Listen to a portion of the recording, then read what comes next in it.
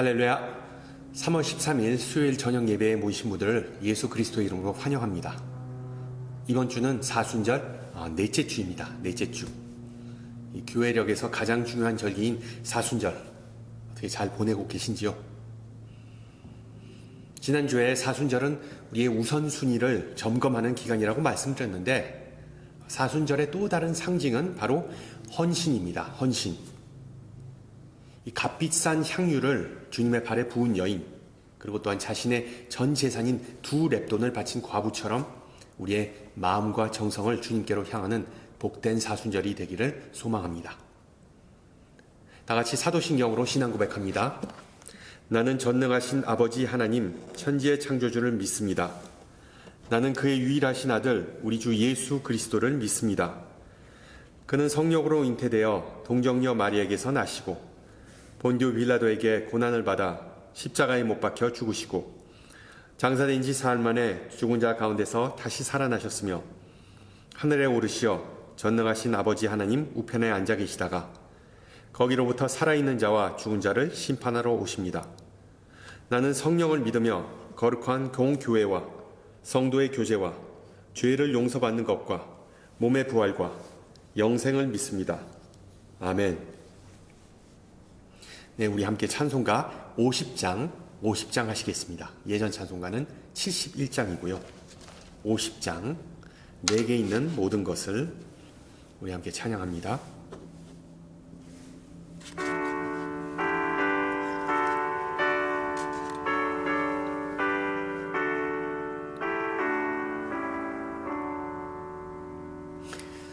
내게 있는 모든 것을 아낌없이 드리네.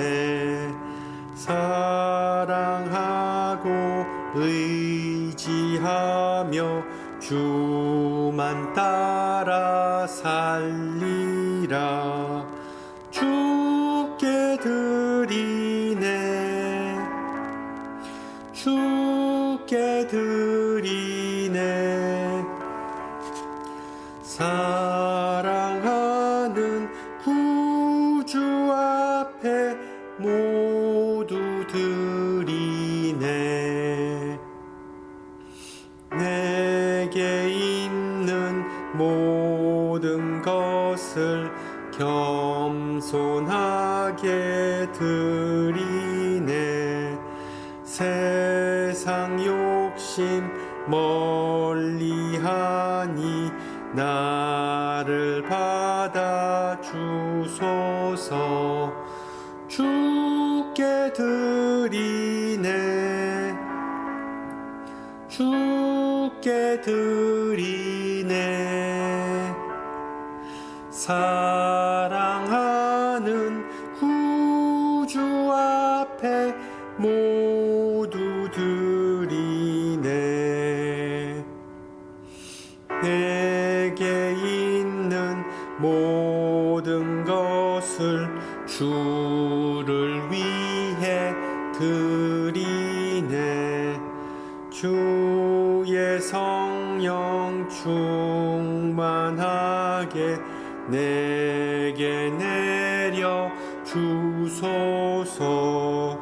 주께 드리네. 주께 드리네. 사랑하는 구주 앞에 모두 드리네. 아멘.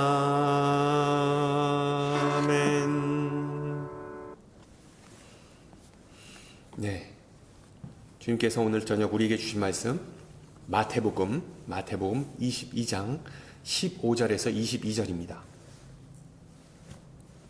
마태복음 22장 15절에서 22절, 제가 가진 성경으로 신약 37페이지입니다. 37페이지.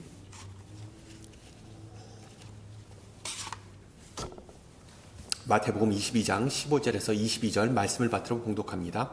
이에 바리새인들이 가서 어떻게 하면 예수를 말의 올무에 걸리게 할까 상의하고 자기 제자들을 헤롯 당원들과 함께 예수께 보내어 말하되 선생님이여 우리가 아노니 당신은 참되시고 진리로 하나님의 도를 가르치시며 아무도 꺼리는 일이 없으시니 이는 사람을 외모로 보지 아니하심이니이다.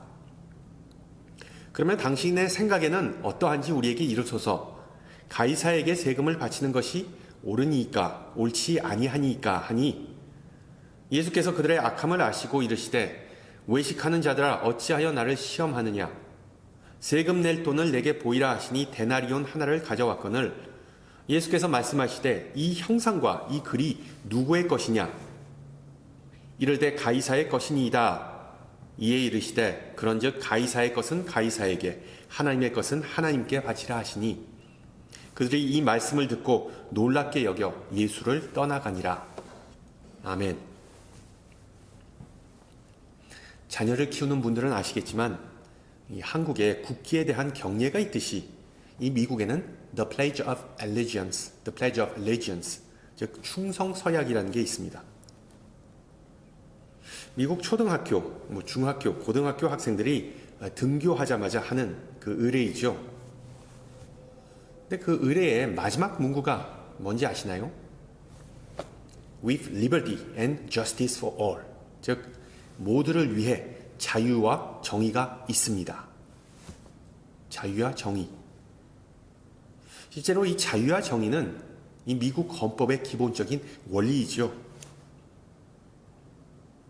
여러분은 이 문구 모두에게 자유와 정의가 있을지어다를 어떻게 해석하시나요?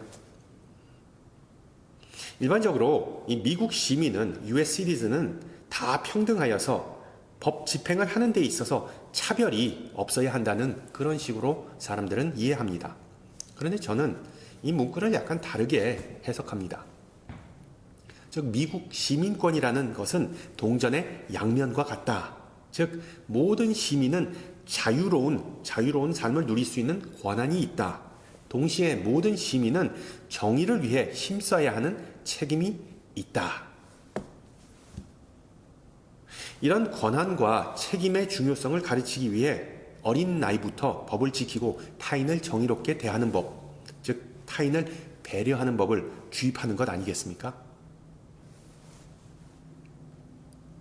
4세기 교부이자 히포의 주교, 그리고 위대한 기독교 사상가였던 성 어거스틴은 이 정의 구현에 앞장섰던 인물이었습니다. 그가 남긴 대표적인 두 개의 저서, 고백록과 그리고 하나님의 도성에서 이 어거스틴은 정의의 중요성을 강조하면서 교회와 또한 사회의 질서를 유지하는 데 정의는 필수적이라고 꾸준히 주장하였습니다. 심지어 그가 남긴 격언 중에 이런 말이 있습니다. 정의가 없는 국가나 왕국은 거대한 깡패 집단일 뿐이다. 비슷한 맥락에서 어거스틴은 우리 신앙인들이 하나님을 정의롭게 대하는 방법이 있는데 그것은 하나님의 것을 하나님에게 돌려드리는 것이라고 주장합니다. 바로 오늘 읽은 본문의 내용이자 예수님께서 강조하시는 부분이기도 하지요. 하나님을 정의롭게 한다. 하나님을 정의롭게 대한다. 좀 이상한 표현입니다. 그게 무슨 의미일까요? 하나님을 정의롭게 대하는 것과 타인을 정의롭게 대하는 것, 그리고 정의를 구현하는 것, 이 세 가지의 것 차이는 과연 무엇일까요? 지난주에 나눈 포도원 농부의 비유를 한번 생각해 보세요. 예수님께서는 우리 모두 다 하나님의 일꾼이자 청지기이고 우리의 궁극적인 목적은 바로 포도원 주인은 하나님께서 바라시는 그 열매를 드리는 것, 다시 드리는 것이라고 배웠습니다. 그렇습니다. 하나님을 정의롭게, 공평하게 대한다는 것은 바로 하나님께서 우리에게 맡기신 이 달란트를 불려서 다시 되돌려 드리는 것이죠. 여기에서 중요한 점은 우리는 의무감 때문에 하나님의 기대감을 만족시키는 것이 절대로 아닙니다. 우리는 감사하기 때문에 그리고 하나님을 사랑하기 때문에 그렇게 하는 것이죠. 우리가 하나님의 계명을 따르는 이유는 의무가 아니라 바로 사랑입니다. 인간과 하나님의 관계가 사랑에 기초하지 않았을 때 다음과 같은 문제가 발생합니다. 바로 오늘 본문에 나온 문제이기도 하죠. 아다시피 예수님 시대의 바리새인들과 사두개인들은 정의, justice에 있어서 전문가였습니다. 공의, 정의, 의라는 표현 복음서에 자주 나오죠. 마태복음 5장에서도 예수님께서 말씀하십니다. 너희의 의가, 즉 너희의 정의가, 너희의 공의가 서기관과 바리새인보다 더 낫지 못하면 결코 천국에 들어가지 못하리라. 우리가 잘 아는 문구입니다. 예수님 시대의 종교자들은 하나님의 의를 모세의 율법, 즉 하나님의 말씀 속에서 찾고자 하였습니다. 그래서 계명을 외우고 율법을 잘 해석하고 그리고 백성들이 율법을 철저히 지키도록 가르쳤습니다. 이 현대시대의 신앙인들은 말씀은 사모하지만 성경을 잘 읽지 않는 것에 비하면 바리새인들의 이와 같은 열정과 헌신은 정말 칭찬받을 만한 것이었죠. 그러나 극단으로 치우치다 보면 항상 문제가 발생하기 마련입니다. 그들은 율법의 문자적이고 정말 정확한 의미를 너무 파고들다 보니까 율법의 정신을 놓쳐버렸습니다. 모든 것을 흑백 논리로, 옳고 그름으로, 죄다 또는 죄가 아니다 라는 그 기준으로만 판단하였습니다. 심지어 하나님께서 주신 안식일이라는 축복, 그 은혜를 해야 할 것, 그리고 하지 말아야 할 것의 목록으로 전락시켜버렸습니다. 결론적으로 그들은 나무만 보고 그리고 숲은 보지 못하였습니다. 오직 하나님의 justice, God's justice, 하나님의 의에만 집중한 나머지 그 뒤에 숨어있는 하나님의 love, God's love에 대해서는 전혀 무지하였습니다. 감지하지 못하였습니다. 그래서 그들은 정의를 구현한답시고 하나님의 사랑은 실천하지 못하는 그런 부류였습니다. 사랑이 없는 정의는 율법주의로 전락하고 맙니다. 또한 사랑이 없는 종교는 형식주의가 되어버리고 맙니다. 따라서 당시에 회당이나 예루살렘 성전을 섬겼던 사람들이 그 예수님의 사역과 그리고 또한 메시지를 이해하지 못한 것은 당연한 결과였습니다. 그들은 정말 안고 없는 찐빵, 사랑이 없는 신앙생활을 하였기 때문이죠. 그들은 심지어 예수님께서 율법을 지키지 않는다고 비판하고 예수님을 미워했습니다. 정확히 말하면 예수님을 시기하였죠. 바로 자신들에게 없는 것이 예수님에게 있었기 때문입니다. 실제로 예수님은 정의보다 하나님의 사랑을 더 많이 선포하셨고 그 사랑을 실천에 옮기셨습니다. 그래서 어떻게 보면 오늘 본문에서 바리새인들은 이 사랑의 화신인 예수님을 너무나 질투한 나머지 예수님을 함정에 빠뜨리고자 하죠. 일종의 유도신문을 합니다. 마치 어떤 사람에게 당신은 아직도 가정폭력을 행사하십니까? 라고 물었을 때 아니요 라고 해도 문제고 네 라고 하면 더 큰 문제가 되는 것과 마찬가지인 셈이죠.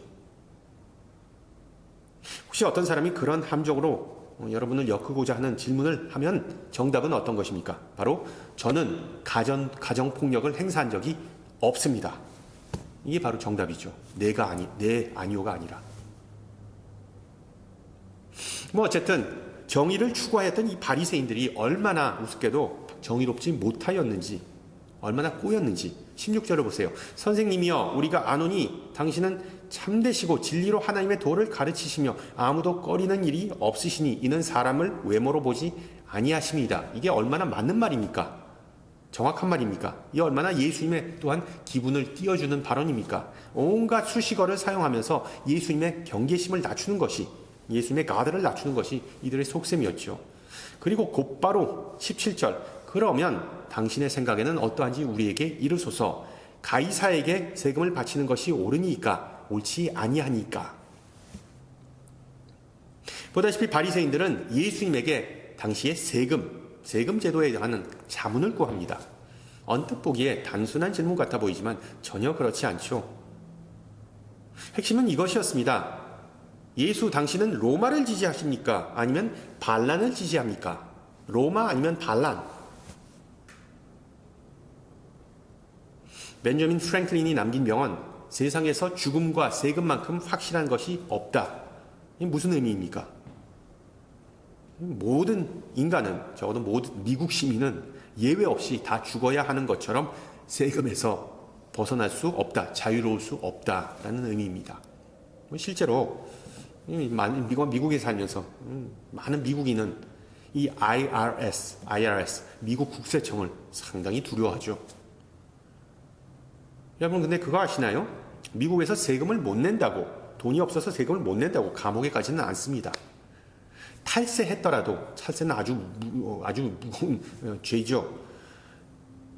탈세라는 아주 무거운 범죄를 범했더라도 아주 소수만이 감옥에 간다고 뉴스에 보도하더군요. 그런데 이 1세기 팔레스타인 지방에서 납세의 의무는 완전히 다른 차원의 문제였습니다. 현대와는 다르게 완전히 다른 차원의 문제였습니다. 실제로 로마 제국의 조세 시스템은 가이사, 즉 황제의 직접적인 지시하에 있었습니다. 이 로마 제국에서 통용되었던 화폐는 로마 제국의 평화, 즉 로마의 막강한 군사력과 전쟁을 통해 이 식민지들, 정복한 식민지를 쥐어 짜내고 그리고 그들을 착취한 결과물이었습니다.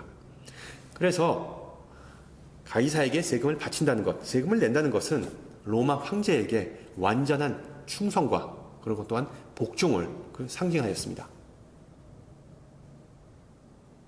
따라서 예수님께서 어떤 대답을 내놓더라도 로마 제국이나 아니면 제국에 저항하는 예를 들어 열심당원과 같은 당원들과 적대하게 되는 그런 결과를 초래할 것이라고 생각하고 바리새인들은 오늘 그 질문을 한 것이죠. 만약에 예수님께서 세금은 당연히 내야 하지 라고 하시면 자기 백성에게 따돌림 당하거나 심지어 살해당할 수 있었습니다. 반대로 세금은 내지 말아야 한다라고 말씀하시면 로마 제국에게 체포당할 가능성이 컸습니다. 즉 예수님은 외통수, 코너에 몰리셨던 것입니다. 다행히 예수님은 바리새인들의 그런 사악한 속셈을 헤아리시고 그들의 질문에 또 다른 질문으로 맞받아치시죠. 세금 낼 돈을 내게 보이라 하시니까 바리새인들은 데나리온, 즉 로마 제국에서 통용됐던 동전, 코인 한 개를 예수님에게 건네주었습니다. 그러자 예수님께서 말씀하시죠.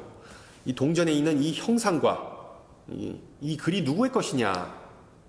가이사의 것입니다 라고 하니까 예수님은 마지막으로 못 박아버리십니다. 가이사의 것은 가이사에게, 그리고 하나님의 것은 하나님에게 바치라. 결국 예수님은 바리새인들의 함정에 빠지지 않으셨습니다. 그 말씀을 들은 바리새인들은 더 할 말이 없어서 어떻게 보면 정신이 멍해져서 당황해서 그 자리를 떠났다고 마태는 기록합니다. 그런데 그것도 그 순간에만 그랬죠.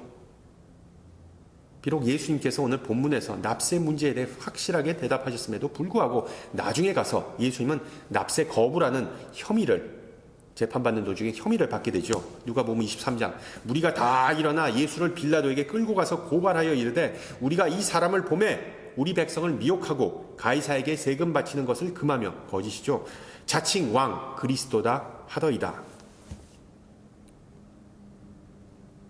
자, 종합해 보면 오늘 읽은 본문은 예수님께서 지혜와 기지를 발휘하셔서 바리새인들을 완전히 뭉개버리는 통쾌한 사건으로 우리에게 잘 알려졌습니다. 그런데 우리가 주목해야 할 부분은 이 예수님과 이 바리새인들과의 논쟁은 단지 예수님께서 호락호락하신 분이 아니라는 것, 즉 인간의 계획에 쉽게 놀아나지 않는 분이시라는 것을 보여주는 사건만은 아닙니다. 앞서 말씀드렸듯이 이 사건은 우리가 어떻게 하나님을 정의롭게 대할 수 있는지, 즉 하나님의 것을 하나님에게 바칠 수 있는지에 대한 그 힌트를, 실마리를 제공해 주기 때문이죠. 그런 면에 있어 오늘 본문에 나온 메시지는 좀 모호한 면이 있습니다. 모호한 면. 언뜻 보기에 예수님은 우리가 이 세상의 위정자와 그리고 또한 하나님을 조화롭게 섬길 수 있다고 주장하는 것 같습니다. 무슨 말인가 하면 가이사의 것은 가이사에게, 그리고 하나님의 것은 하나님에게. 이 정치적인 영역과 영적인 영역을 확실하게 구분할 것을 주장하시는 것 같죠. 바꿔 말하면 그 월요일부터 토요일까지는 우리가 세속적인 일에 매진하지만 주일만큼은 하나님께 온전히 집중하여라. 아마 예수님은 이런 메시지를 좀 전달하시고자 했다고 생각하기에 십상입니다.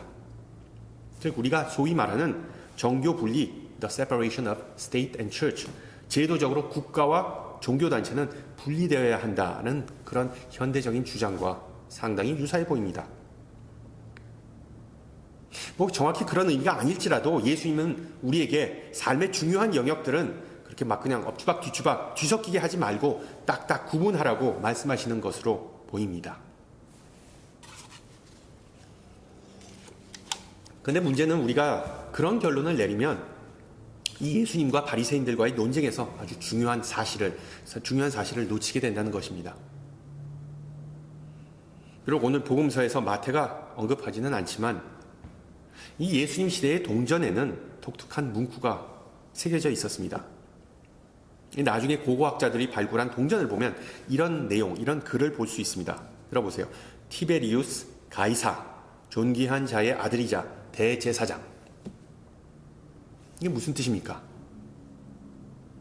예수님께서 2000여 년 전에 들고 계시던 그 데나리오는 가이사, 즉 황제라는 신적인 존재를 숭배하는 그 제국, 로마 제국을 상징하였습니다. 당연히 동전에 새겨진 그 문구는 예수님과 바리새인 모두에게 다 모욕적인, 신성 모독적인 그런 내용이었죠. 왜? 당시 유대인들에게 야훼 하나님 빼고는 다른 신이 없었기 때문입니다.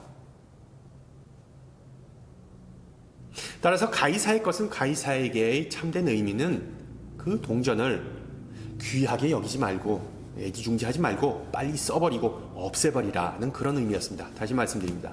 가이사의 것은 가이사에게는 당시에 아주 훌륭한 그 납세자가 되라, 세금을 꼬박꼬박 내라라는 그런 의미보다 그 돈을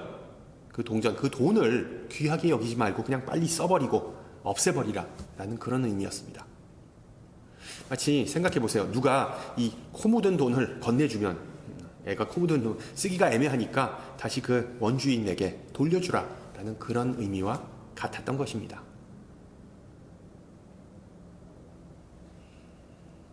미국 지폐를 보면 Federal Reserve Note라는 문구가 적혀 있죠. 연방준비은행이 발행한 메모, 노트라는 그런 의미입니다. 그리고 또한 이 메모는, 그러니까 이 지폐는 모든 부채에 대해 합법적으로 입찰할 수 있는 공개 및 비공개라는 작은 영어 문구가 또한 인쇄되어 있습니다. 여러분, 이게 무슨 뜻입니까? 소유자는 그 메모, 즉 그 지폐를 얼마든지 쓸 수 있지만 결국 그 지폐의 주인은 미국 국가라는 의미입니다. 미국 국가. 지폐의 수명이 다하면 다시 연방은행에 돌아오게 돼 있는 것처럼 국가가 소유한 것은 다시 국가에 돌려줘야 한다라는 그런 의미입니다. 그래서 다시 한번 말씀드리지만 예수님의 요점은 하나님과 그리고 또한 정부에 대한 그런 관계를 설명하는 것이 아니었습니다. 비록 많은 이들이 이 본문을 그렇게 이해하고는 있지만 그것이 아니었습니다. 예수님은 국가와 교회가 서로 분리되어야 한다는 그런 메시지를 전하시고자 했던 것이 아닙니다. 그 당시에는 그런 개념조차 없었기 때문입니다. 그렇다면 예수님의 진정한 의도는 무엇이었을까요? 앞서 말씀드렸듯이 예수님은 단지 바리새인들의 함정을 역으로 이용하셨던 것입니다. 바리새인들은 어떻게 보면 자신들이 파놓은 함정에 빠져버린 꼴이 된 것이죠. 이 사람들의 눈에, 군중에게는 바리새인들이 위선적인 집단인 것이 잘 드러난 그런 사건이었습니다. 왜? 바리새인들은 마치 이중 간첩처럼 하나님에 대해 얘기하면서도 로마 황제를 기쁘게 하고자 했기 때문이죠. 그러나 예수님의 진정한 의도, 가장 큰 동기는 아마 이것이었을 겁니다. 예수님은 당시의 사람들, 백성들의 마음을 하나님 나라로 돌리고자 했던 것입니다. 마치 예수님은 너희들이 로마인이건 헬라인이건 유대인이건 무슨 시민권을 가졌는지 무슨 국적을 가졌는지가 중요하지 않다. 가장 중요한 사실은 너희 모두 하나님 나라의 백성이다. 하나님 나라는 이 세상에 있는 그 어떤 왕국이나 제국보다 더 위대한 것이다 라고 말씀하시는 것입니다. 어떤 면에서 그럴까요? 어떤 면에서? 우리가 하나님에게 돌아서기만 하면 우리에게는 상상할 수조차 없는 분량의 사랑과 희락과 정의와 평화가 주어지기 때문입니다.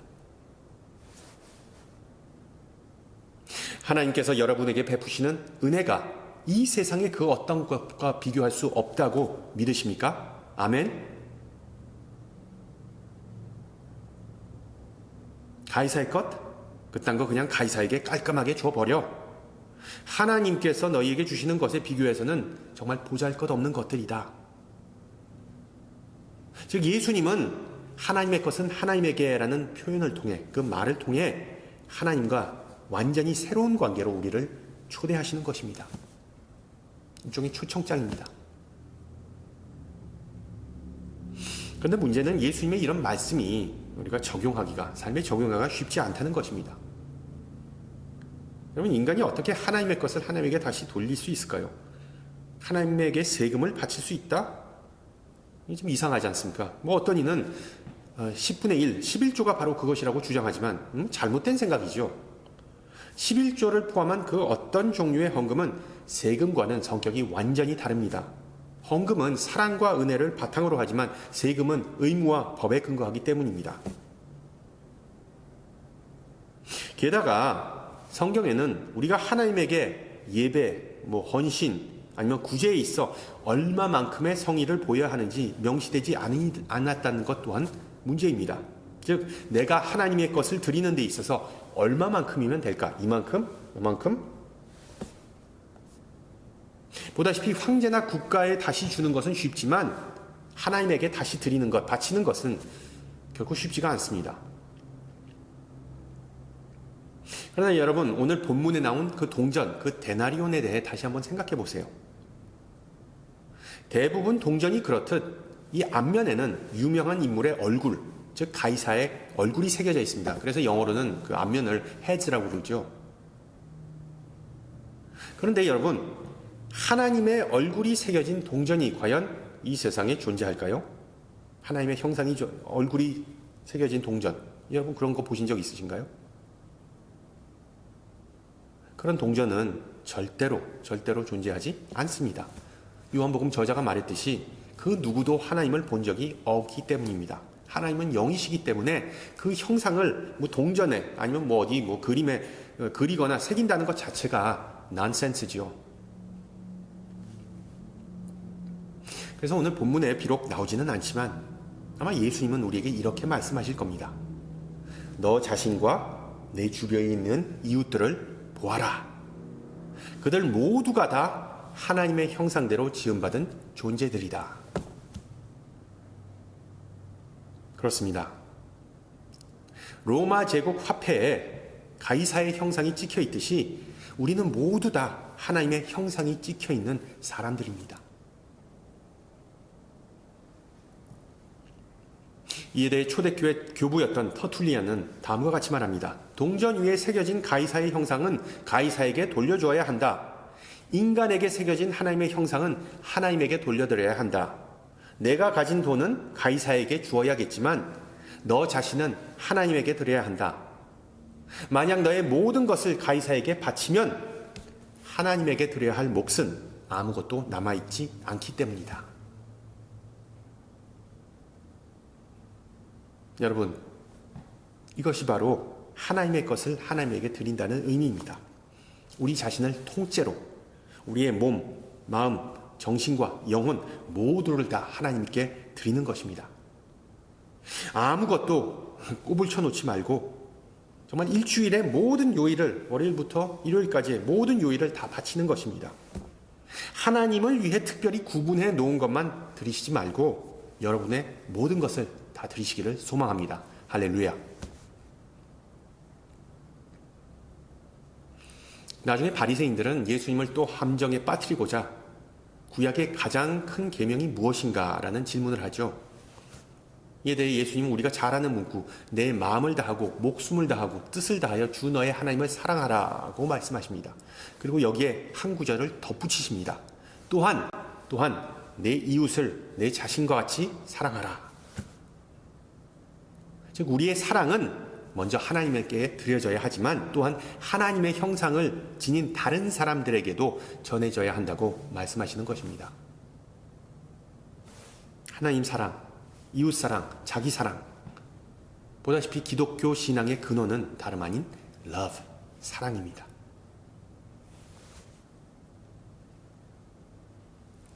주 3세기 로마 제국에서 있었던 일화인데 당시 기독교인들의 박해가 여전히 진행 중이었습니다. 이 폭군이었던 발레리안 황제는 교회의 재산을 다 몰수하라는 그런 칙령을 내렸습니다. 그러자 당시의 로마의 주교는 로렌스라는 성도에게 교회의 자산을 다 맡겨버리고 알아서 처리하라고, 알아서 처분하라고 하였습니다.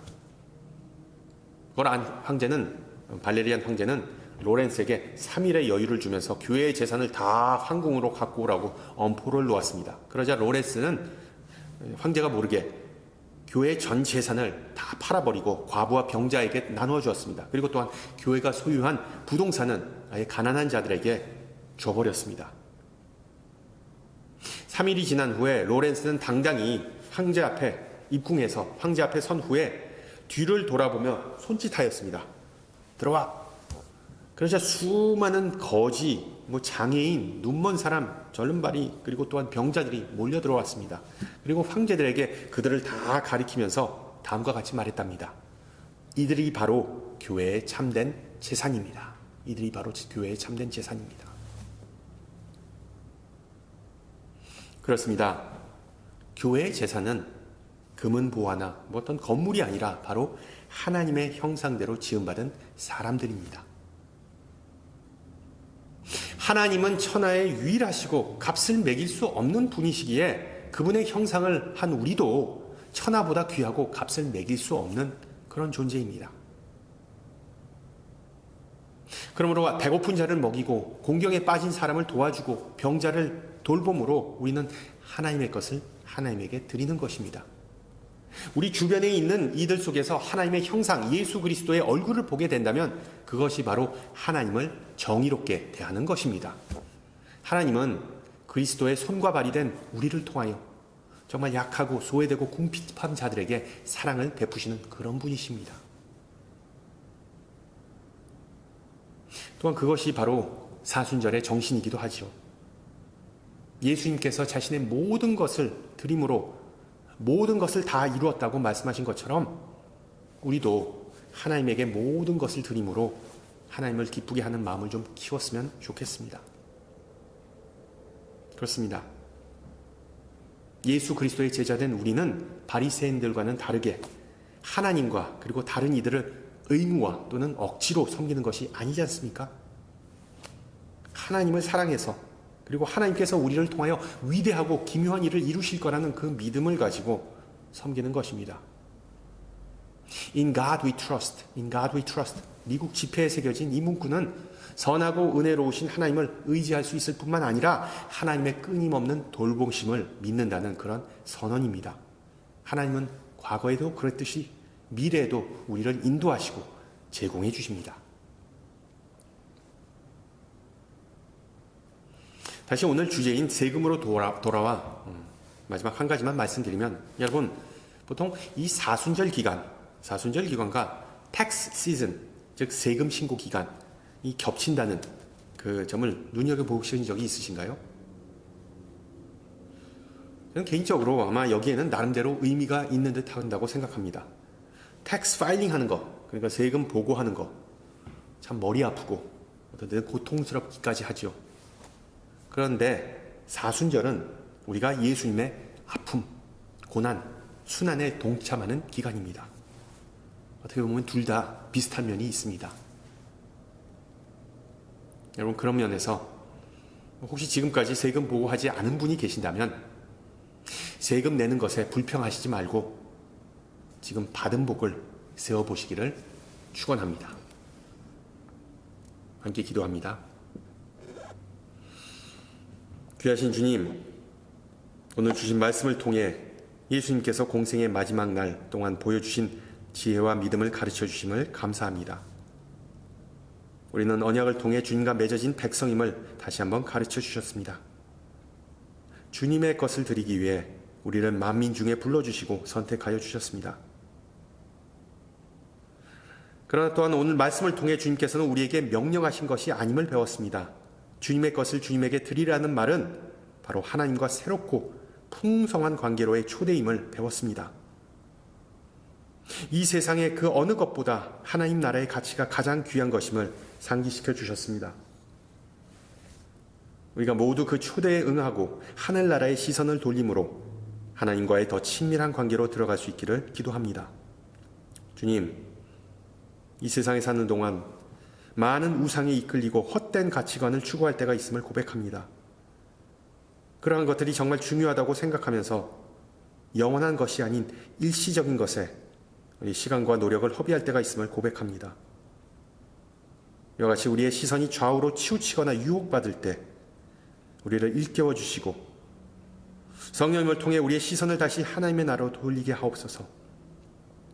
항상 주님의 말씀을 상기하고 묵상하면서 충성된 삶을 살기를 기도합니다.